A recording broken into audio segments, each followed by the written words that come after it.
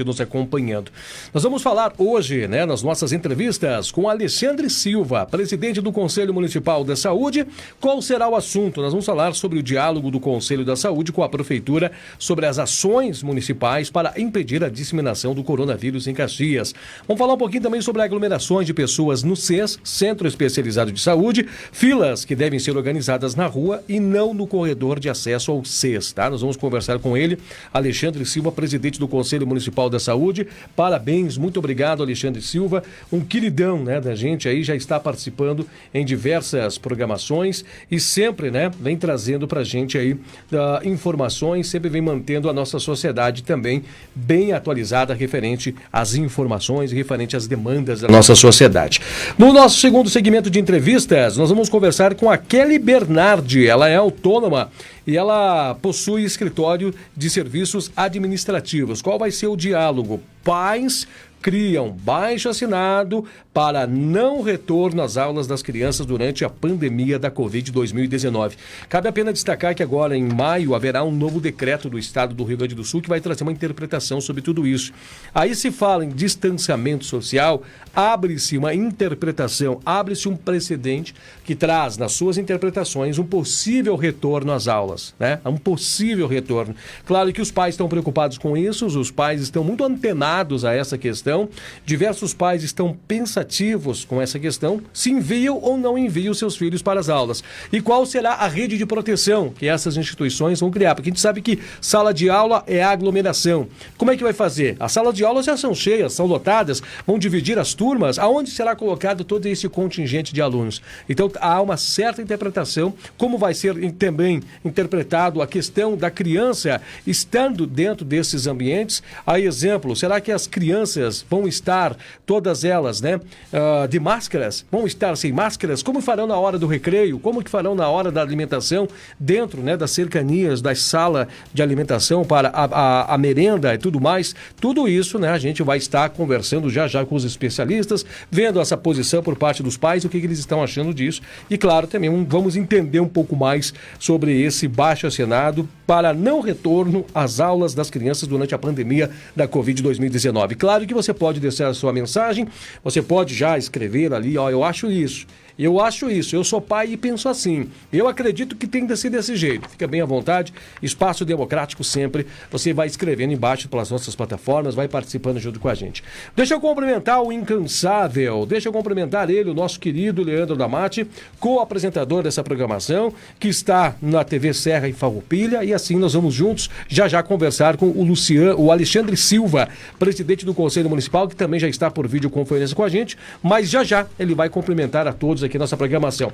Nossos primeiros cumprimentos desta manhã são endereçados a ele, Leandro Damati, o incansável gigante da comunicação ali da comunidade farroupilense, sempre atento às informações e claro também, né, sempre aí disponibilizando-se todos os meios de estar enganjados para que nós possamos ter essa plataforma de notícias e informações para a nossa sociedade do estado do Rio Grande do Sul. Leandro Damati, belíssimas cores, belíssimo estúdio, muito bem iluminado, cores vibrantes, né, que são apresentadas. Sua câmera também traz, né, um brilho, uma robustez de imagem Full HD, possibilitando a todos acompanharem também através das suas Smart TV. E cumprimento com bom dia, meu caro amigo e colega, né, Leandro Damati, diretamente da TV Serra Farroupilha. Meu caro amigo Edinho, diretamente dos estúdios da Bitcom TV em Caxias do Sul. Bom dia todo especial para você, para toda a equipe da Bitcom que está trabalhando aí em Caxias do Sul. E já que você fala do estúdio, eu quero mostrar aqui aos fundos que o Santuário de Nossa Senhora de Caravaggio, que é realmente a nossa fonte da fé, que move Caxias, que move Farroupilha, a região todos os anos, enfim, não só na Romaria, mas também fora da Romaria de Caravaggio, sempre com muita movimentação no santuário. Que Nossa Senhora de Caravaggio possa nos abençoar, possa nos proteger e possa nos dar, acima de tudo, muita esperança nessa travessia da pandemia do coronavírus, da Covid-19. Olha, Edinho, aqui em Farroupilha o tempo é muito bom, nós estamos com sol, céu limpo, aqui no centro de Farroupilha, na Rua Coronel Pena de Moraes, 202, 8º andar, estúdios da nossa TV Serra Farroupilha. 19 graus é a temperatura no momento aqui em Farroupilha, então o tempo é bom. Hoje já deu até para arregaçar as mangas, porque a temperatura já está mais agradável. Como diriam os mais antigos, pelo jeito está pintando por aí o conhecido veranico de maio. Nós vamos ter tempo bom, pelo menos até terça ou quarta-feira da semana que vem, quer dizer, bom por um lado, ruim por outro, com porque certeza. a estiagem está muito forte. Eu quero, se não no dia de hoje, no dia de amanhã, dar um pulo até a Cascata do Salto Ventoso, aqui em Farroupilha, que foi tema, que foi cenário para uma parte do filme O Quatrilho. Gente, a Cascata do Salto Ventoso está seca. Só desce um fiozinho de água na Cascata do Salto Ventoso, de acordo com moradores aqui de Farroupilha, algo jamais visto na história. Então, a cascata que em alguns momentos, no ano passado, tinha um volume de água em função de chuva que caía muito grande, hoje parece que tem um fiozinho de água que desce nesse ponto turístico, não só de Farroupilha, mas de toda a nossa região, que é a Cascata do Salto Ventoso. Edinho, rapidamente, Sim. antes de passar o comando para você novamente... Deixa eu só fazer Desculpa interromper, só para fazer uma colocação. Aqui em Caxias do Sul, Leandro Damati, eu não sei se vai ser o mesmo modal adotado em Farroupilha, mas você falou muito bem essa questão da estiagem. Aqui em Caxias do Sul, ontem, a SAMAI, né, que é o Serviço Autônomo de Água e Esgoto, aí Farroupilha é Corsã, né?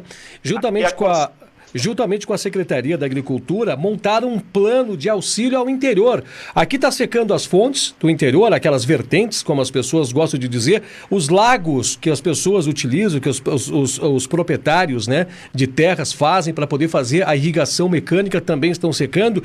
E sabe o que eles vão fazer? Eles vão montar caixas da água, vão levar a estrutura, colocar caixas da água para que venha abastecimento com caminhões-pipa, para tentar continuar, ou seguir, né, levando a água para o interior, porque até lá está complicado a vida das pessoas que moram na região do interior. E isso que Caxias do Sul tem um complexo, a barragem das Marrecas, ela tem uma capacidade muito grande. Se não fosse a barragem das Marrecas nesse momento, certamente Caxias estaria enfrentando um racionamento de água terrível, porque o complexo da Ubó, o Faxinal, todos esses não dariam conta do abastecimento na cidade de Caxias do Sul. Aqui em Farroupilha, a Corsã está monitorando o assunto e nós poderemos ter, quem sabe, se perdurar esse quadro de estiagem, sim, o racionamento. O prefeito não quer o racionamento, a Corsã também não quer, mas o que está acontecendo é que está caindo muito, está baixando muito o nível da barragem do Burati. De acordo com informações, está 4 metros abaixo do nível normal. A barragem do Burati abastece 70% da cidade de Farroupilha. Então é um fator de muita preocupação nesse momento. Mas eu só queria fazer uma informação rápida, trazer uma informação rápida. Ontem o município de Farroupilha confirmou o 10º caso de coronavírus. Claro que é uma confirmação que veio por meio do teste rápido da Covid-19. Nós temos 7 confirmações pelo LACEN, Laboratório Central do Estado, e 3 pelos testes rápidos aqui em Farroupilha. A mais nova vítima infectada com a Covid-19 é um homem de 52 anos de idade. Ele trabalha na construção civil e está internado no Hospital Beneficente São Carlos, aqui em Farroupilha. Então estamos com 10 casos de Covid-19 e eu fiquei preocupado, agora fazendo uma brincadeira, porque eu me encaixo nesse público. A metade dos casos aqui de Farroupilha, Edinho, tem a faixa etária entre 21 e 40 anos, se bem que eu já pulei fora um pouquinho dos 40. Mas, enfim, 50% dos pacientes da Covid em Farroupilha estão nesta faixa etária, o que preocupa bastante também. Depois, ao longo do nosso bate-papo, nós podemos aprofundar a informação, Edinho. Com certeza. A gente vai agora, no nosso primeiro segmento de entrevista, é o assunto relacionado a isto, né? Coronavírus, nós temos aí disponíveis leitos da UTI, números leitos insuficientes, não somente em Caxias do Sul, mas como também em todo o Brasil. Países de primeiro mundo revelaram-se que não estão preparados também com seus planos de saúde nacionais para enfrentar essa pandemia. Foi também escancarado para o mundo tentar ver o quanto nós estamos refém de aparelhos que nem sequer tinham as quantidades suficientes. Não imaginávamos que, em determinado momento, uma pandemia pudesse vir e trazer às claras essas situações e colocar o mundo inteiro em risco. As medidas preventivas relacionadas ao confinamento são uma medida estratégica para evitar a proliferação em larga escala desse vírus e aí sim colapsar sistemas de saúde ao redor do mundo. E claro que o Brasil, que tem um sistema único de saúde, diga-se de passagem, com todos os seus defeitos, com todos ainda seus ajustes, com todas as suas dificuldades, e alicerciado sobre 3 poderes: governo federal, governo do estado e governo municipal, ainda é um dos grandes programas mundiais, mas que carece de muitos ajustes e muitas arestas para poder ficar aperfeiçoado ao nível de ser, de verdade, um corresponder às expectativas e às necessidades de saúde de nossa população. Por isso, nós vamos conversar com ele, Alexandre Silva, presidente do Conselho Municipal de Saúde, que é a pessoa perita, capacitada a nos abastecer com todas essas informações, pois ele é uma pessoa que vive na carne, na pele, todos os dias, fazendo levantamentos, dialogando sobre as questões relacionadas da saúde. Ele, como presidente, mas com o grupo, alicerciado em sua base, com o assunto, de estar entendendo um pouco mais as necessidades, compreendendo as dificuldades, deliberando com os agentes públicos para trazer soluções para as inúmeras questões relacionadas à cidade de Caxias do Sul. A gente sabe que muitas pessoas têm até medo de ir nas UBSs, pessoas que estão cancelando consultas, dificultando, o que ainda dificulta muito mais, o trabalho de profissionais. A gente está vendo também que muitos médicos estão na faixa etária, na faixa etária de risco, estão não sendo permitidos trabalhar. Isso traz um déficit crescente de profissionais dessa área da saúde. Mas nós queremos falar sobre filas que se aglomeram aonde não poderia se aglomerar. Nós vamos falar sobre todo esse assunto, já vamos expandir, mas primeiramente nós vamos permitir ao Alexandre Silva que faça a sua saudação inicial. Alexandre Silva, seja bem-vindo ao programa Conexão mais uma vez. Obrigado por ser tão prestativo com a nossa sociedade caxiense, não só como presidente do Conselho da Saúde, mas também tão prestativo com os meios de comunicação e vir trazer esclarecimento à nossa sociedade. Bom dia a você. Bom dia, Edinho. Obrigado à Conexão para mais uma oportunidade para o Conselho Municipal de Saúde estar apresentando os relatos da cidade de Caxias do Sul.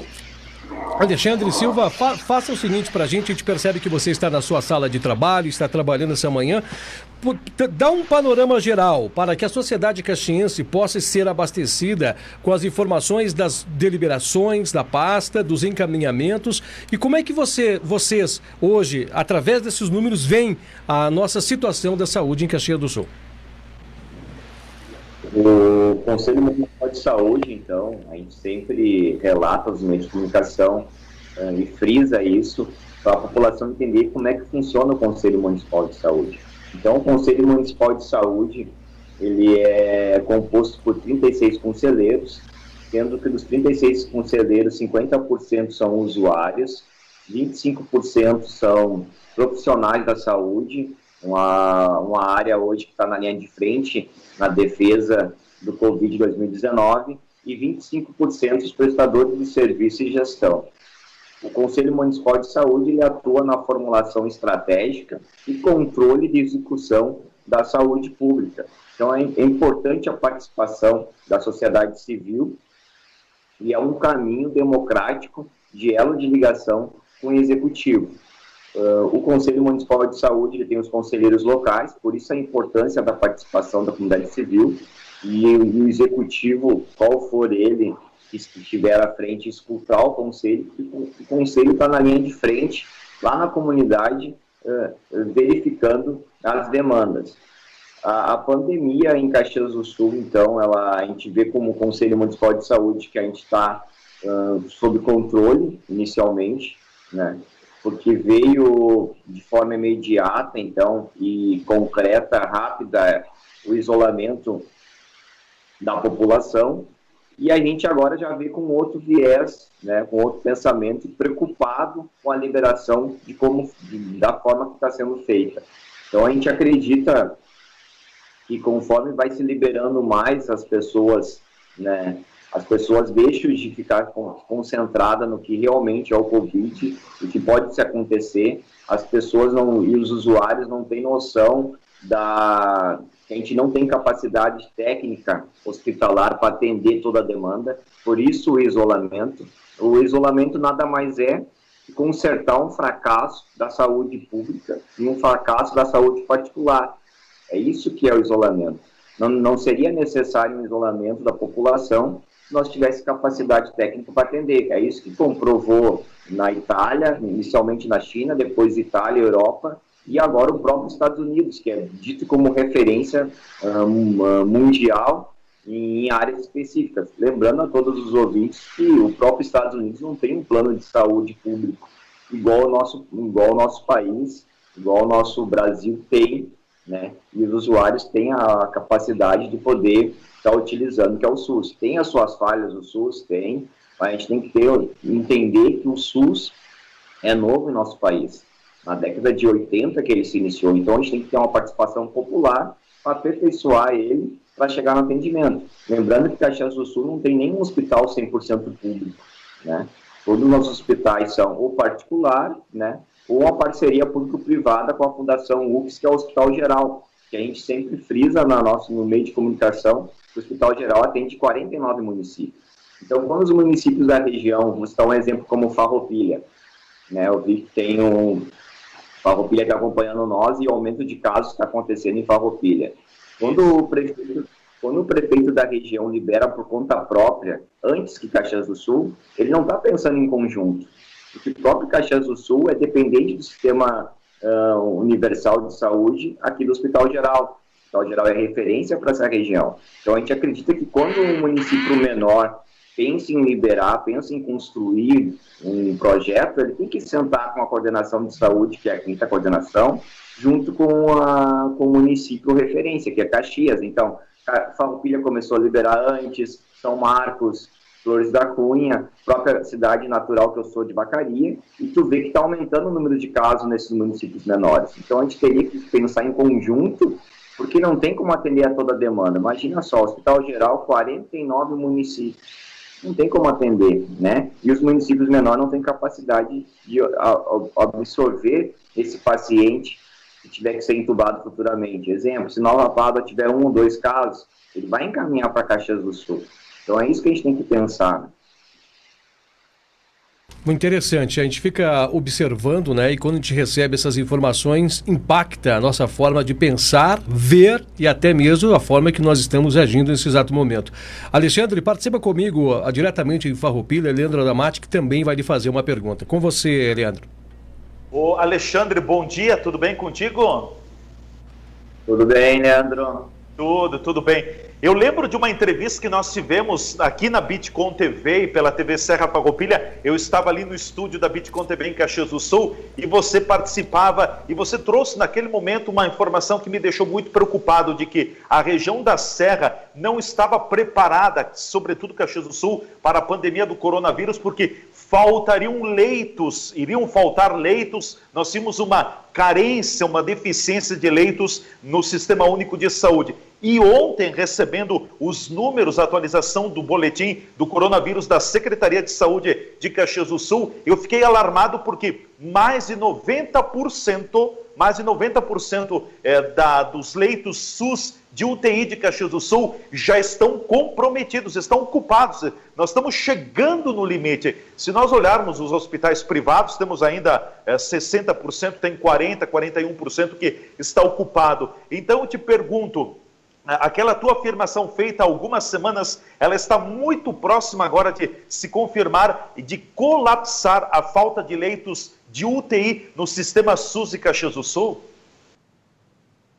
Tu vê, né, como eu sempre disse, né, Leandro e Edinho, o Conselho Municipal de Saúde, eu hoje presidente e representando os usuários, mas a gente também tem um corpo técnico dentro do próprio Conselho. A gente também tem condições de consultar o próprio Conselho Estadual e o Conselho Nacional de Saúde. Então, quando a gente vem dar a informação, a gente tem um embasamento teórico e prático para estar comentando e estar passando para os ouvintes. Então, aquilo que eu falei lá atrás vai acontecer agora. Só que tu vê, nós deveríamos segurar um pouco mais, né? E a gente está liberando. Então, a gente está vendo que o número de leitos de UTIs, tanto do privado quanto do público, está diminuindo, está chegando no seu esgotamento. Eu cito como exemplo no Brasil, Manaus. Manaus chegou no esgotamento. Então, se Caxias chegar no esgotamento, um exemplo, tiver que entubar 2, 3 pessoas, é aí que o número de mortes começa a aumentar, porque ele não tem condições de entubar. Não entubou, a pessoa vem ao falecimento. Então, as pessoas criticam muito esse isolamento, que não está funcionando. Está funcionando. A gente está conseguindo controlar que o nível não suba. E Caxias do Sul, mais 2, 3 dias, é certo que vai estar, então, com 100% da utilização, né, da sua capacidade técnica. A gente citou naquela vez e cita novamente hoje, não tem como controle social não entender isso. Nós temos 49 municípios, nós temos 49 prefeitos, 49 secretários de saúde, e a gente não consegue terminar a obra do Hospital Geral, que tem 8 andares, e que vai dar em torno de quase 200 leitos para nós. Isso é uma forma concreta de atender a população, né? No momento de crise, nós superar. A gente deu o apoio e o suporte técnico que está tendo dentro em agilização de construção de mais leitos de UTI, mas a gente não vê ao mesmo tempo de Caxias. Caxias a gente vê que ele veio 10 leitos para o hospital geral, mais uns 5, 6 no Hospital Pompeia, mais uns 10 possivelmente no Viver Ramos. Se trabalha numa construção futuramente para o Hospital do Circo, mas forma concreta de ter um plano de contingência, que é o Hospital Geral, que é uma obra que é um elefante parado, um elefante branco que está parado há anos. Poderia ser, nesse momento de crise, se juntar os empresários da região com o poder público e terminar a obra. Aí nós teríamos um fôlego maior para a liberação. Então, o Conselho Municipal de Saúde só é a favor da liberação de parcial, de volta do comércio, de volta da indústria, de volta das escolas, se tivesse esse plano concretizado, mas não vê nenhum prefeito A ou B, ou o próprio governador, falando sobre a obra. O que a gente vê é as pessoas dizendo que não tem condições de terminar. A gente não consegue nem copiar a própria China, né? Lembra? A China construiu do início ao final um prédio. E Caxias do Sul não consegue terminar uma obra que está praticamente pronta. Só para te colocar, Alexandre, e depois eu encerro a minha participação daqui de Farroupilha com você, aqui no município, o próprio Conselho Municipal de Saúde, a Sociedade Médica Farmed de Farroupilha, tem se posicionado muito claramente e duramente contra a liberação, contra o afrouxamento do chamado isolamento social. Porém, a pressão econômica de entidades do comércio, da indústria e dos serviços foi muito grande sobre o poder público municipal. Em todos os momentos, a presidente do Conselho Municipal da Saúde de Farroupilha, Roberta Deimomi, e também a Sociedade Médica tem sido contra essa volta ao trabalho, essa volta das pessoas. Eles vinham defendendo muito a questão do isolamento e teme-se agora. Eu conversava com uma autoridade na área da saúde no dia de ontem e ela me dizia: olha, Leandro, nós vamos entrar ali entre o dia 10 e o dia 15 de maio com a segunda onda da Covid-19 e uma onda muito mais forte aqui na região. Você também compartilha dessa possível leitura, Alexandre? Eu concordo com a Roberta e não é diferente em Caxias do Sul. A Câmara de Indústria e Comércio e o setor da metalurgia também pressionou. Como agora vem várias áreas do empresariado pressionando. Mas a gente não vê ao mesmo tempo eles sendo favorável a terminar o Hospital Geral. Mas poderia ter uma contrapartida do empresariado de Farroupilha, do empresariado de Bento e Caxias, que são as maiores. Vamos fazer nós temos um plano de terminar o Hospital Geral e depois, aos poucos, nós vamos liberando a sociedade civil a funcionar. Não, a gente está tendo esgotamento da nossa rede pública para atender a população, nós não temos respirador para todo mundo, para todos os usuários, né? Isso a gente deixa sempre claro. Para plano particular e para público, não tem. Então, muitos usuários me questionam: eu tenho plano. Eu sempre digo para o usuário: dá uma ligada no seu hospital e vê quantos leitos de UTI tem vaga hoje atualmente. Então, a gente vê uma pressão forte do empresariado, mas não vê uma pressão ao mesmo tempo para eles terminar uma obra que é do Hospital Geral. Então, a minha dica que fica para a Roberta é sempre ela questionar o empresariado, o que eles estão fazendo, o que eles estão contribuindo com o Hospital Geral, que é o HG de Caxias do Sul, que é da região toda. Eu acho que essa é uma pergunta que fica, né, para os nossos empresários que estão escutando, e que a gente pode fazer de forma concreta, né? E lembrando que, após terminar essa obra, ela fica para a população, ela fica para ser utilizada. E tem um ganho enorme com isso, a redução de filas que tem nas consultas especializadas, nas cirurgias, nas pequenas, nas grandes, inclusive Farroupilha enfrenta isso, na fila da ortopedia, na cardiologia, na nefro. Então, esse é um pensamento, né, de crescimento na crise. Perfeito. Agora, 9h59, nós estamos conversando com Alexandre Silva, presidente do Conselho Municipal de Saúde. Estamos falando sobre a situação, né, relacionadas ao nosso atendimento na rede pública aqui de Caxias do Sul e, claro, aproveitando também, dando um panorama em toda a nossa quinta região, né, que compreende 49 municípios. Vamos falar um pouquinho agora, Alexandre Silva, muito prestativo, queremos te agradecer e agradecer esse teu tempo que é valoroso e também de forma contributiva à nossa sociedade, é muito mais valoroso ainda.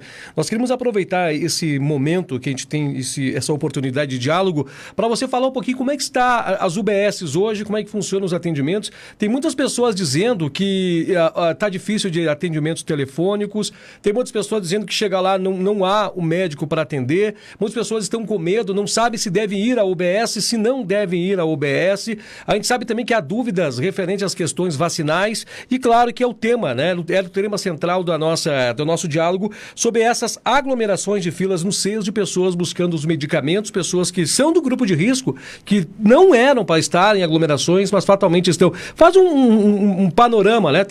Abre essa janela e traz informações sobre como é que está essa radiografia, sobre essa situação em Caxias do Sul. Realmente, a gente tem diversas denúncias, tá, de muitos usuários. Quem está me escutando agora, quem está visualizando essa transmissão, sabe do que eu estou falando. Tá? As pessoas reclamam demais porque procuram as UBS e não tem atendimento.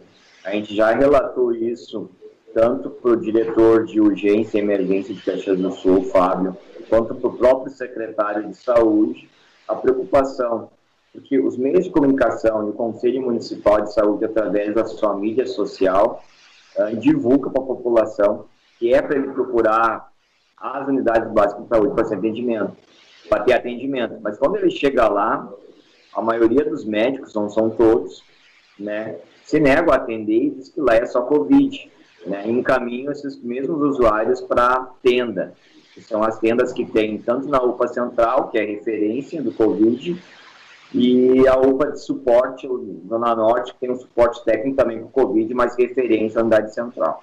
Então, a gente está, nessa manhã de hoje, vamos encaminhar um documento novamente para a Secretaria Municipal de Saúde, relatando essas diversas denúncias, diversos questionamentos, e, né, que a população procura atendimento lá e é encaminhado para a Central ou para a Zona Norte.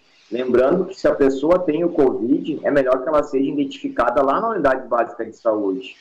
Porque se ela tem o Covid, ela não pega os ônibus lotados, né? Lembrando que a Visat deixa a desejar, os ônibus teve a redução, teve apoio da Prefeitura de Caxias do Sul para a redução do transporte, né?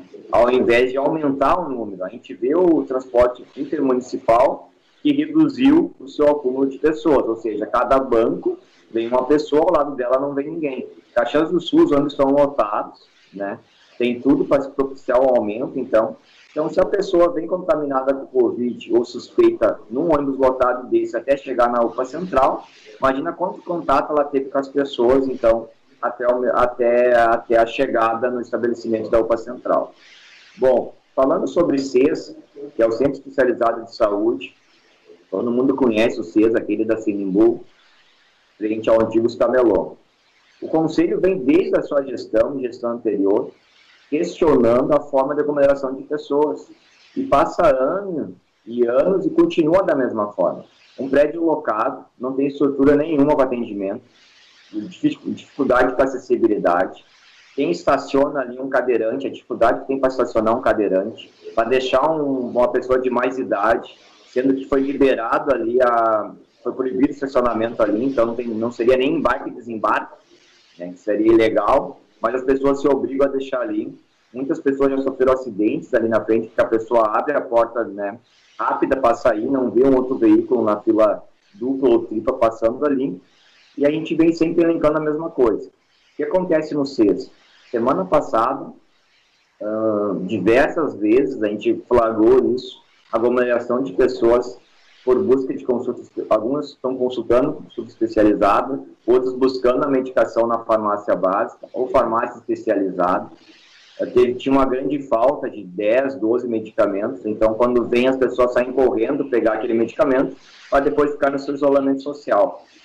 Também tem as consultas da Infecto ali, ou seja, grupo de risco. Ali na farmácia do CES nada mais é que grupo de risco. Todo aquele grupo de risco que a gente fala na imprensa, que o próprio presidente da República diz que tem que ficar em isolamento de grupo de risco, Caxias do Sul não consegue, né, terminar com aquela fila imensa, aglomeração de pessoas dentro desse corredor, conforme também já enviei até para os meios de comunicação, mandei para o próprio diretor de saúde, o Mário, o secretário, que não tem como acontecer aquilo, né? A gente não vai conseguir combater uma pandemia se o próprio sistema de saúde trabalha da forma errada.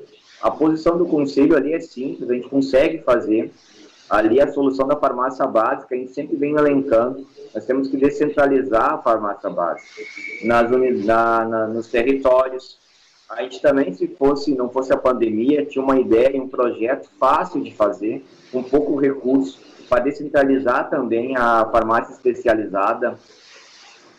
Maringá é um exemplo, já fez isso, deu certo. O prefeito Silvio é um dos coordenadores aqui do Mob Saúde, parceria com a CIC.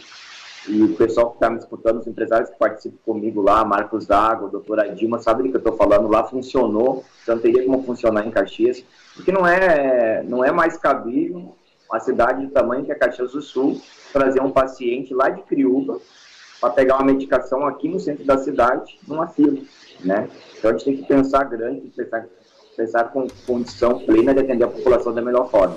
A gente de novo encaminhou, então, via documento para a Secretaria de Saúde, que não pode ficar dessa forma. Ali teria que ser descentralizada as consultas especializadas para um outro prédio. A gente sabe a dificuldade de construção, a gente sabe o movimento que tem, mas também sabe da possibilidade do empresariado contribuir com nós. Né? Nesse momento de crise, ter um prédio parado, de repente ceder, pelo menos por uns 6 meses, até passar a pandemia, e se cria um centro de referência, um centro especializado temporário, que a gente possa atender, né, separado as pessoas, né, já que a semana que vem a gente lembra a todos os usuários que vai começar, então, de forma gradual, então, 25%, o retorno do atendimento das consultas especializadas, ou seja, vamos ter mais população, mais esse público-alvo, esse público de risco, junto ali no local. Quem conhece Caxias do Sul, quem conhece o centro especializado sabe do que eu estou falando. Não tem capacidade nenhuma. Foi um erro estratégico de criação de um local ali.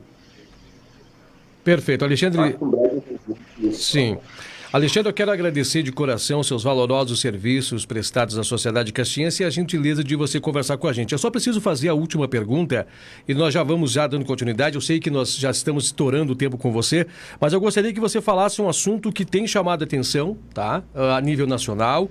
Em Caxias do Sul há informações desencontradas. Eu sei que o assunto é delicado de se tratar. Eu gostaria que você falasse sobre IPIs. IPIs para os médicos e profissionais da saúde de Caxias do Sul. Como é que está? Os IPIs, tá? Eu fiz 2 fiscalizações noturnas antes da Semana Santa, tá? Tanto na UPA Central quanto na UPA da Zona Norte. As unidades básicas de saúde, elas estão com suporte bem bom de material de IPIs, não está faltando. As denúncias que veio até os meios de comunicação e veio ao Conselho Municipal de Saúde é que alguns profissionais da saúde da UPA da Zona Norte não estão utilizando, mas tem o material, tá? Tem um grupo também de empresários que estão arrecadando material de proteção e mais uma remessa que vai chegar, acredito que semana que vem, como eu sempre disse, né? A mesa diretora é composta pela 5ª Coordenação de Saúde, faz parte da mesa diretora com nós, o Antônio Carlos, que é o vice-presidente do sindicato, e o CRP, que é a psicologia, que é a Jocélia. Então, a gente tem um grupo técnico junto, formado para dar dar os encaminhamentos e as sugestões. Então, o que acontece? Os EPIs têm, tá? O material de segurança está vindo para os trabalhadores, mas alguns trabalhadores têm resistência na utilização, né? O que a gente não tem, e não foi comentado nessa entrevista, é os testes rápidos, né? A gente diz que tem um número pequeno de pessoas contaminadas em Caxias do Sul, mas a pergunta que a gente tem que fazer para o gestor, né, antes de liberar a população a voltar ao normal, quantos testes rápidos são feitos em Caxias do Sul? Ou até mesmo em Farroupilha, já que temos transmissão em Farroupilha. A gente não faz teste nas pessoas. Por isso que neste final de semana, tá, a população de Caxias fique atenta. Então, um grupo de parceria com o governo do estado, a UFS, com a Faculdade de Pelotas, com a medicina da UFS, estará passando em diversos bairros da comunidade. Pessoas que ficarem em dúvida, pedem o crachá de identificação, pedem um auxílio da própria polícia, para ver se realmente é o entrevistador, porque não é só uma pequena entrevista, vai ter um teste rápido sendo feito, e a gente vai conseguir mensurar realmente o número de contaminados que a gente tem em nossa cidade. Porque hoje, atualmente, eu digo a todos os usuários, os ouvintes, que não é feito teste rápido. Por isso que o número é menor, por isso que os números não batem. Não é possível que Caxias do Sul tenha quase menos casos que a própria cidade de Farroupilha, que já vem a 10. Então, a gente está com 40 para 10, são 25%. A cidade de Caxias do Sul é muito maior. E a gente sabe de vários funcionários que estão vindo a ser contaminados na área da saúde, da linha de frente, e não é feito teste. Então, a gente tem que tomar cuidado com isso, que o número é pequeno, mas sempre questionar quantos testes rápidos são feitos, né? E lembrando que a demora sempre dos testes demora de 10 dias. Então, esse número de 40 que tem agora, quem está me escutando agora, conte daqui 7 dias quanto que vai ter. Foi liberado agora o comércio, foi liberado as indústrias, então a gente só vai ter um número real daqui 10 dias. Eu escuto muito na mídia social o pessoal dizendo, foi liberado e o número continua o mesmo. É um engano. A gente vai ver isso só daqui 10 dias.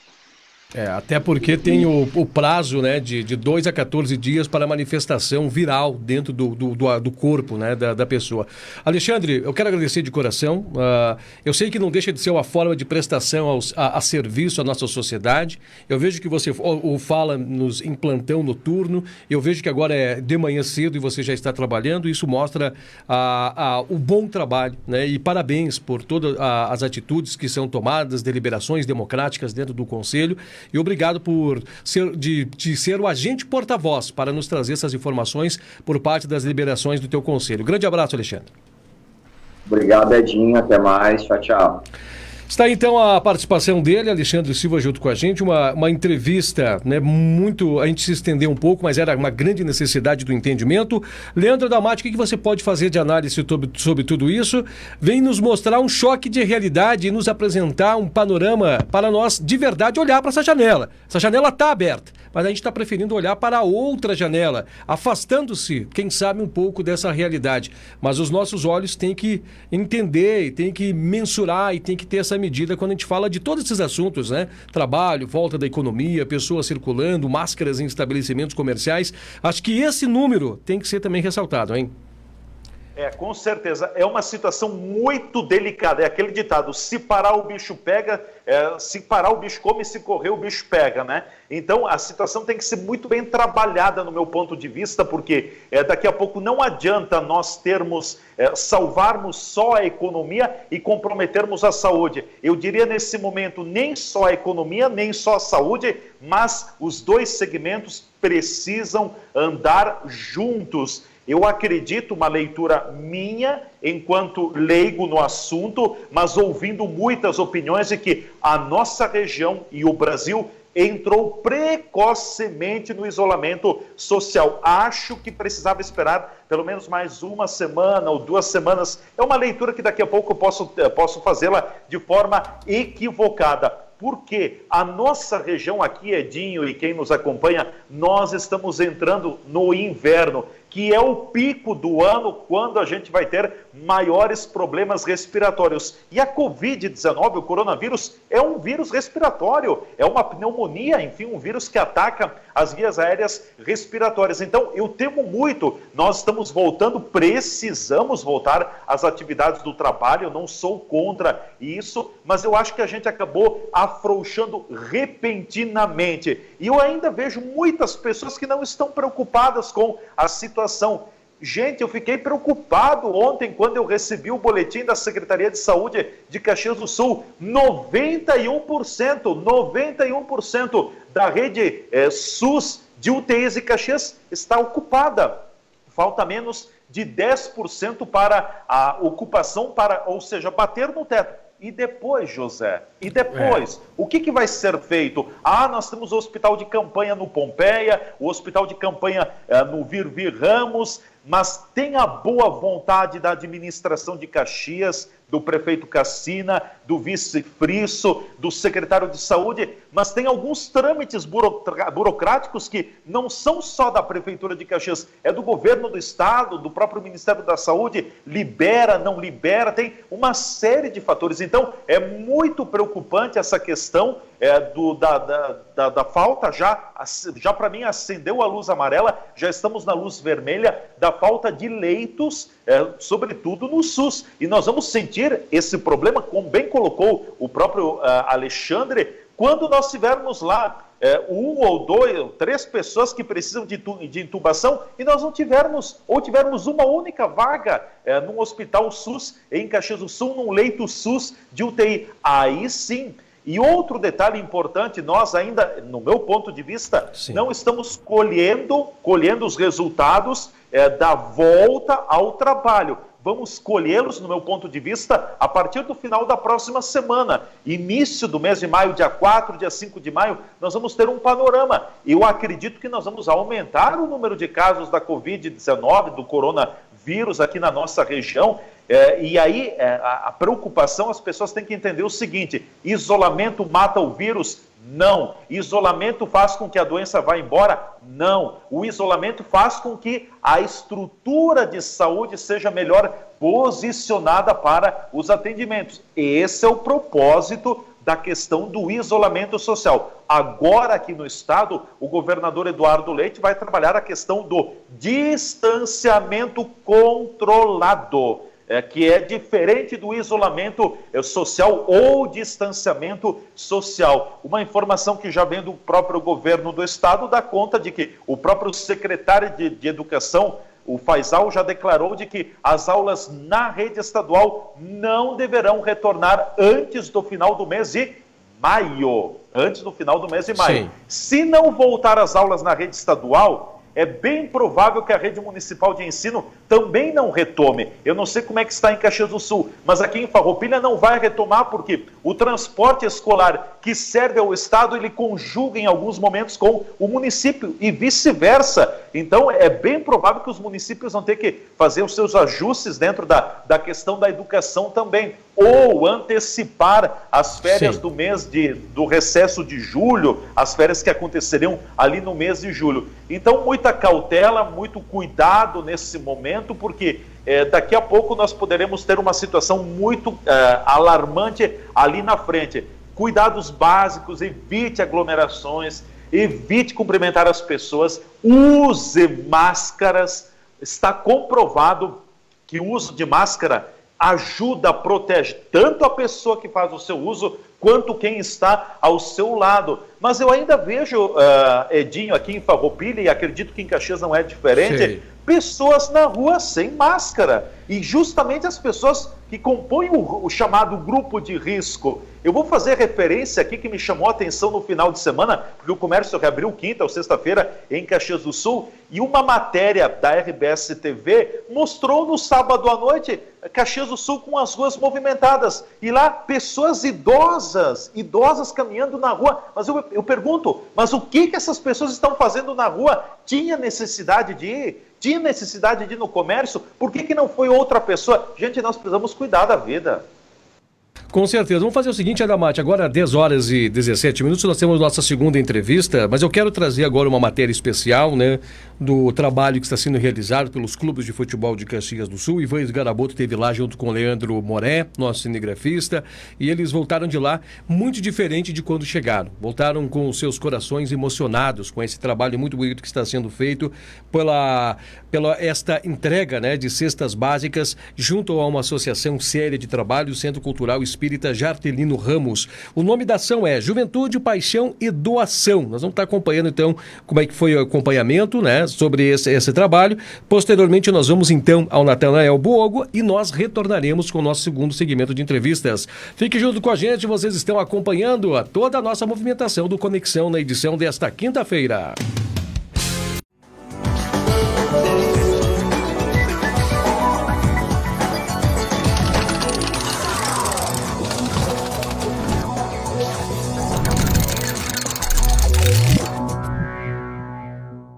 O Esporte Clube Juventude lançou a campanha Juventude, Paixão e Doação, com o objetivo de usar a força da torcida para ajudar as famílias mais necessitadas. Um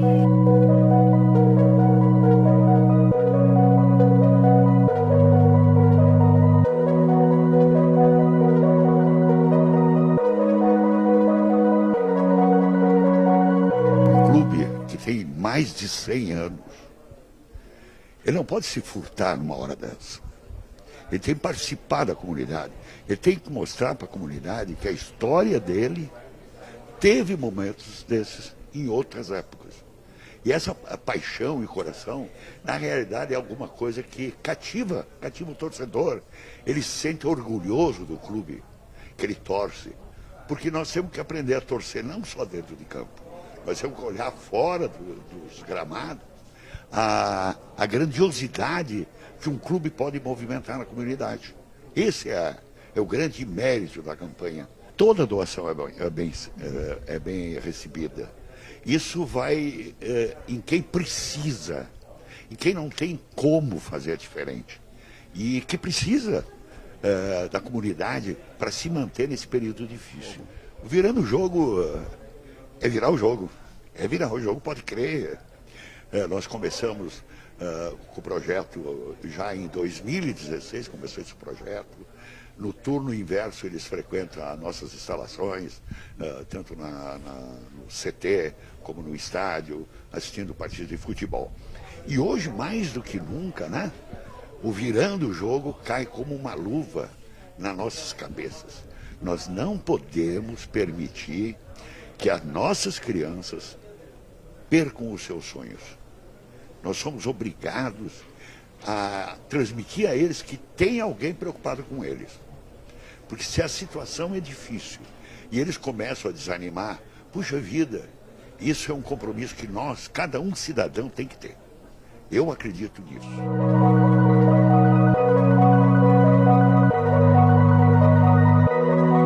O Centro Espírita Jardelino Ramos, parceiro do clube no projeto social Virando o Jogo, recebeu as primeiras arrecadações da campanha.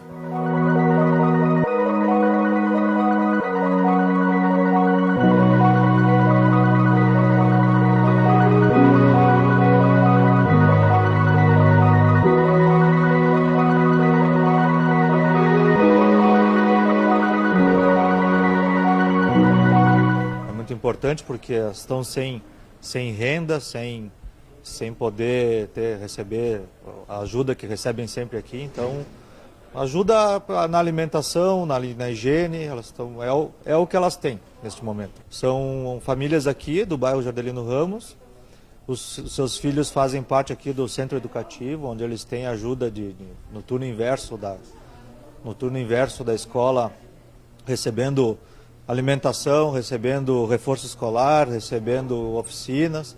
Então agora eles não podem vir, né? Então essa alimentação que eles receberiam aqui, mais o que toda a família teria, a gente está ajudando aqui. Então a Juventude nos ajudou, a comunidade ajudou também, o pessoal do Jardelino mesmo, formando essas cestas básicas mais reforçadas, que é o que todo mundo acaba precisando, né? Nós temos aqui formadas 130 cestas. Isso deve dar mais ou menos cerca de 1,5 tonelada de alimentos e material de higiene. O Jardelino ele conta aqui com o centro educativo, então, como eu disse, são 130 crianças e jovens. Nós temos a área espiritual, que a gente faz o atendimento espiritual gratuito, e temos mais 15 escolas, que englobam 1.700 crianças, recebendo em turno integral educação em parceria com o município.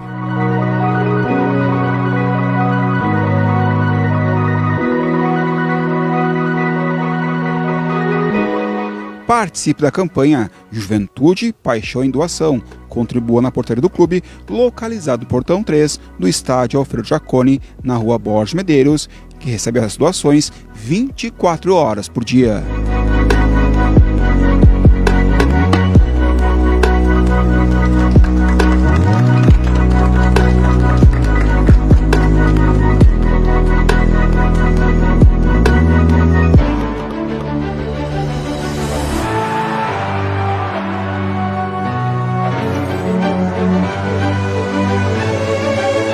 Bitcom TV, passa no seu smartphone.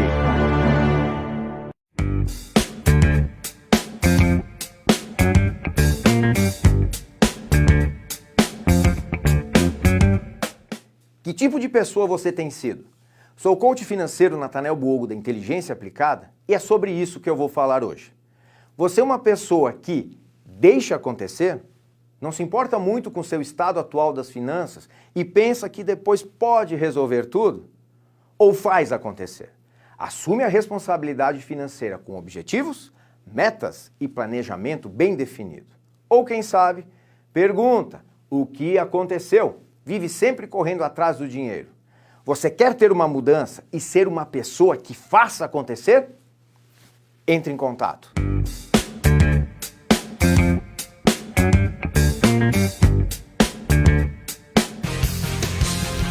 Ok, estamos de volta. Você está acompanhando o nosso Conexão, edição desta quinta-feira, né? Parece que hoje é terça, né? Por causa do feriado, mas não é, né? Nós estamos na quinta-feira, nos aproximando de mais de final de semana. Estamos também nos aproximando do final do mês de abril. Tá chegando aí o mês de maio, mês das mães, logo em instantes, né? E nós vamos agora falando no assunto específico relacionado à família, que também tem ligação com o mês aí de maio relacionado ao Dia das Mães. Nós estamos com a Kelly Bernardi, ela que trabalha em escritório de serviços administrativos e aí é uma das protagonistas, né, da criadora desse abaixo-assinado para não retorno às aulas das crianças durante a pandemia da Covid-19. Até porque haverá, né, agora uma nova interpretação do decreto a partir do mês de maio que trará um outro entendimento referente ao isolamento e mudará a forma do entendimento para distanciamento social. Isso abrirá precedentes, interpretações por um possível retorno às aulas. E aí foi como nós usamos hoje de gancho logo no início da programação do Conexão, tudo como é que ficará. Como é que comportará as salas de aulas? Quais são os distanciamentos? Usarão máscaras? Como é que farão para o período, né, das merendas? Como é que farão o período de recreação? Como comportar tantos alunos dentro de um espaço confinado, que é uma escola que abriga cerca de 300 e até algumas escolas chegando a 600 crianças? E como se dará tudo isso? Como é que funcionarão com as máscaras? Até porque as máscaras têm um uso prático, né, de máximo de 2 horas. E nós entendendo que um período de escolar vai muito mais adiante do que isso. Vai mais ou menos de 4 horas, né, cada período escolar com um recreio no meio. Como é que se comportará? Como é que se comportaria as crianças? Como é que se comportaria também neste ambiente, né, os professores, os docentes, a direção? Então, sobre tudo isso, os pais, né, pensando também na saúde dos seus filhos, preocupados com essa situação e com esse entendimento, como é que se daria, sem contar sobre a questão do transporte escolar, que viriam todos dentro de uma van. Pensando em tudo isso, né, nós vamos conversar então com a Kelly Bernardi, trazendo esse gancho de raciocínio para você poder entender os pontos de vistas e os apoios, né, no qual está embasado este baixo-assinado. Nós vamos conversar um pouco mais com a Kelly, né, Kelly Bernardi, que está na linha junto com a gente, vai trazer um pouco mais de orientações referente a esta proposta. Primeiramente, eu quero lhe cumprimentar com um bom dia especial. Seja bem-vindo à nossa programação aqui pela Bitcom TV e também pela TV Serra em Farroupilha. Bom dia, Kelly. Bom dia a todos. Então, nós preocupados justamente com a saúde dos nossos filhos, decidimos criar esse abaixo-assinado depois que nós vimos toda essa pressão que tinha em cima para as indústrias reabrirem o comércio, e aí foi aonde surgiu a preocupação com as nossas crianças, né? Foi através do meu próprio Facebook, e aí foi juntando amigos de amigos, e aí que se deu a criação do grupo, e depois com a ideia do Jonathan, que é um outro apoiador, que a gente decidiu criar o abaixo-assinado para ver se nós conseguimos a aderência de mais pais e para ver também a opinião geral, né, do que os pais acham sobre o retorno. Interessante, é bem interessante mesmo os pontos de apoio, até porque vocês querem também fazer uma leitura e um termômetro, né, para interpretar. Durante as nossas programações aqui da Bitcom TV, a gente já viu manifestações de muitos pais dizendo que se as escolas voltariam, não mandariam seus filhos para a escola. E a gente vê também muitos pais que têm a necessidade de ter um anteparo da escola, muitas vezes para ter com quem deixar os filhos para trabalhar. É uma situação bastante delicada, então a gente vê pontos e contrapontos. Participa junto comigo, Kelly, lá em Farroupilha, Leandro Damati, da TV Serra, no qual também essa programação está online, né? Está ao vivo, melhor dizendo, para aí a população de Farroupilha também poder ter acesso a essas informações. Eu gostaria que você prestasse bem atenção, que o Leandro Damati também tem uma pergunta para endereçar a você. Leandro Damati, mais uma vez, voltando a participar de nossa programação, logo após o nosso intervalo, fique à vontade para conversar com a nossa entrevistada de hoje. Perfeito, obrigado, Edinho. Bom dia, Kelly, tudo bem com você? Bom dia, Leandro, tudo bem? Tudo bem. Eu gostaria que você nos explicasse um pouco como você fundamentou também as justificativas que você coloca para que não haja o retorno às salas de aula agora a partir do mês de maio. É bem provável que não vai acontecer porque os decretos devem ainda restringir isso. Colocar as crianças, os estudantes, os alunos dentro de salas de aula seria uma forma muito especial e grande de alimentar mais casos de contaminação pela Covid-19, Kelly? No caso, quando eu publiquei no meu Facebook, eu vi várias manifestações e o que me representou aquilo? Os pais, mesmo aqueles que são a favor do retorno das atividades das empresas e do comércio, não são a favor, não digo todos, né? Mas os que se manifestaram não são a favor que os filhos retornem. Então, a partir dali, eu comecei a observar, olha só, eles querem que retornem às atividades, porém os filhos, eles querem manter em casa. Então, a gente consegue perceber que existe um grande número de pais bem preocupados com a situação das crianças, né?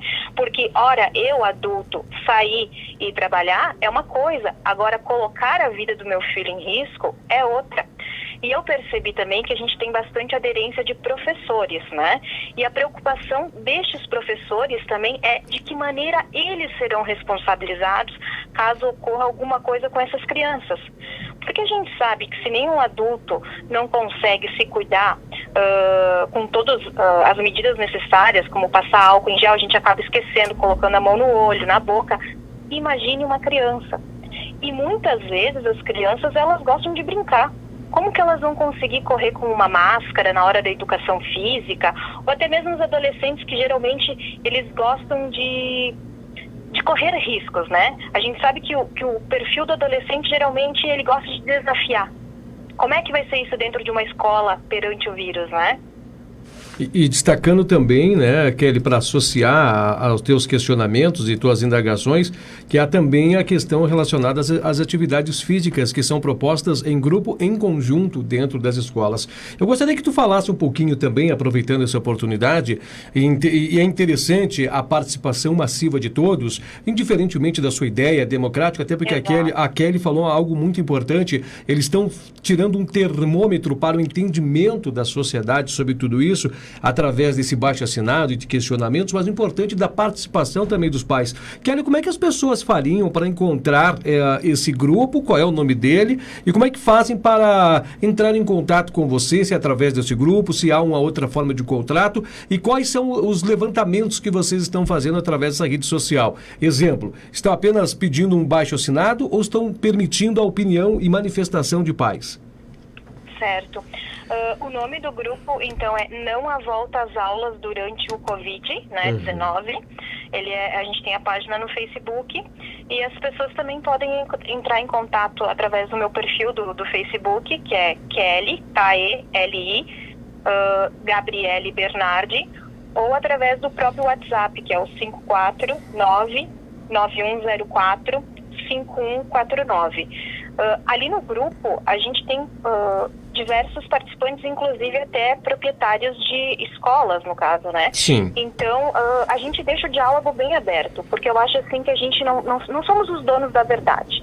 Principalmente num momento como esse, que o vírus ele é desconhecido por todos, né? Sim. Então não tem como alguém chegar e falar, olha, é seguro, não é seguro. Não sabemos. Todos nós vamos ter que enfrentar isso juntos. E eu acredito que seja um momento de unir e não desunir, né? Porque é uma crise que todos nós vamos ter que estar passando. Então, da melhor forma possível. Acontece que nós, como pais, mesmo que o decreto venha a não prorrogar mais as aulas, mesmo cientes que nós podemos responder por isso, porque a Constituição e o Estatuto da Criança e do Adolescente prevê a necessidade de que os filhos participem das aulas, né?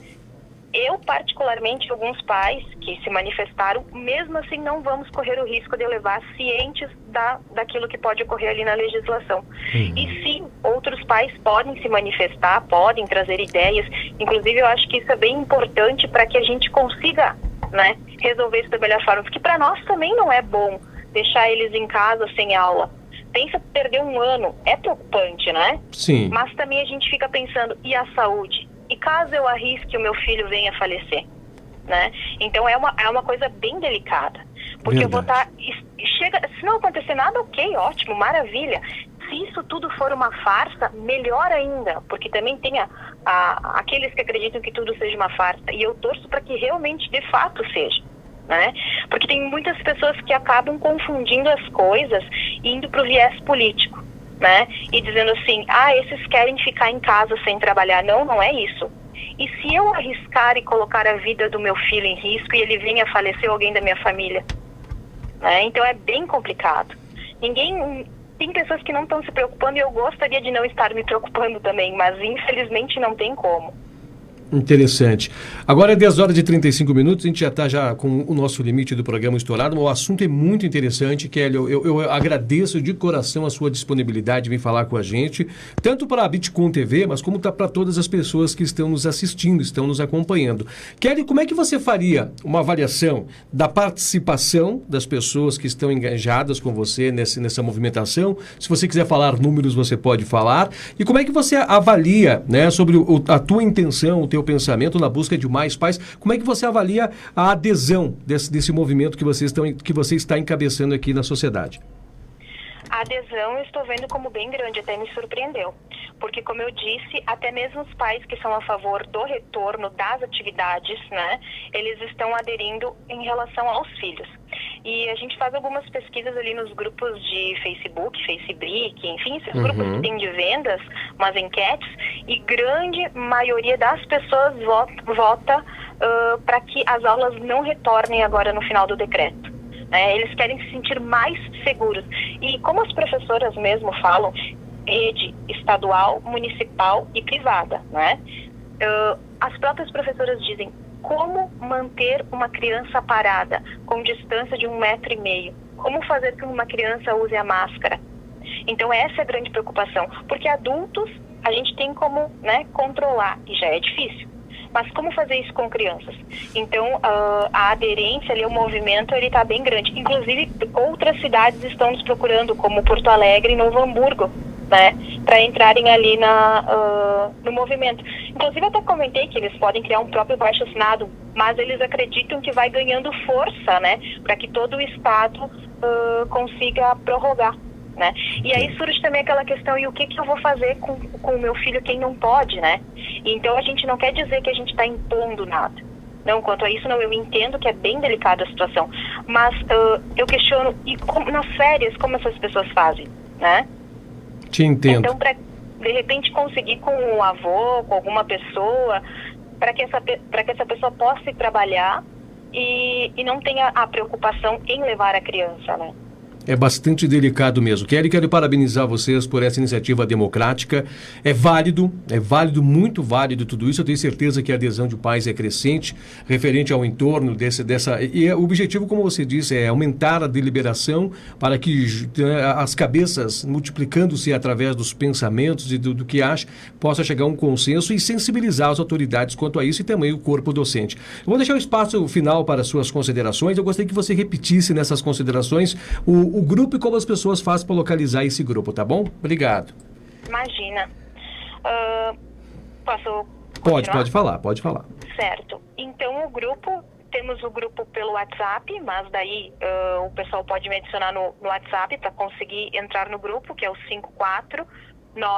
54991045149, ou pelo perfil do Facebook, que é Kelly, K-E-L-I, Gabriele Bernardi, ou se não, digitando ali mesmo no link de pesquisa, não a volta às aulas durante o Covid-19, né? O pessoal pode entrar em contato, quem tiver dúvidas, ou até para nos ajudar a chegar a algum consenso de como a gente pode resolver a situação da melhor forma.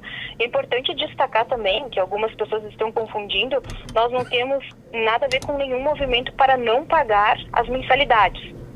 Essa discussão chega no grupo, mas nós não temos nada, não temos... Entendo.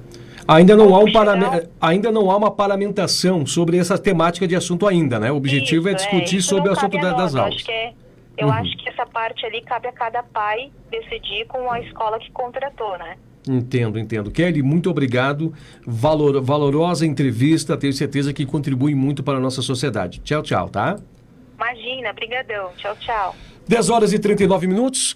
É uma entrevista que nós tínhamos que ainda ter um tempo a mais, mas o relógio já nos manda embora. A gente agradece cordialmente a gentileza da Kelly em vir conversar com a gente. Leandra Damati, brevemente, um espaço para o seu encerramento dentro da nossa programação. Claro que, evidentemente, você quer aproveitar a oportunidade também para fazer uma avaliação sobre o que nós acabamos de aqui ouvir e trazer de conhecimento à nossa sociedade.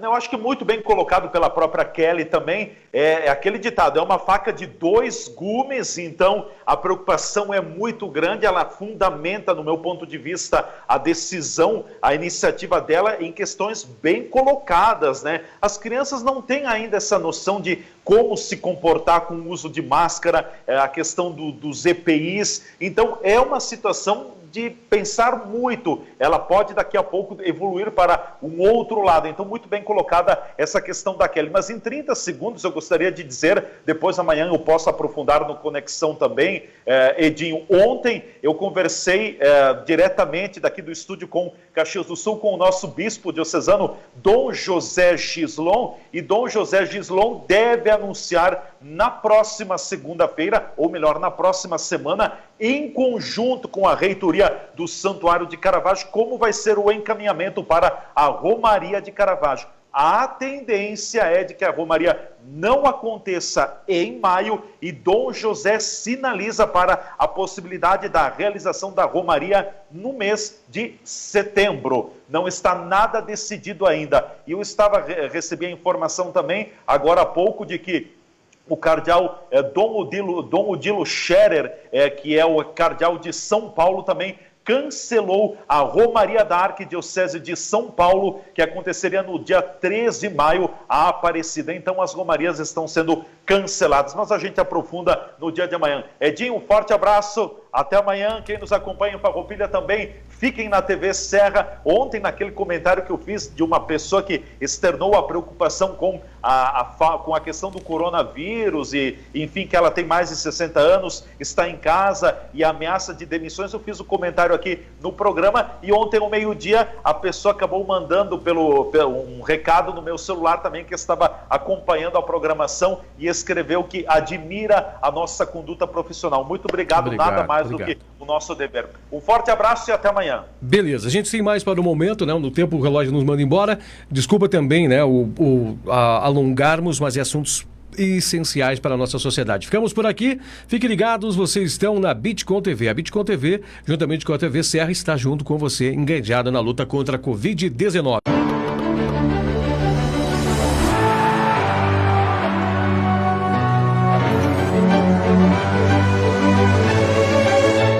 Bitcom TV. Passa no seu smartphone.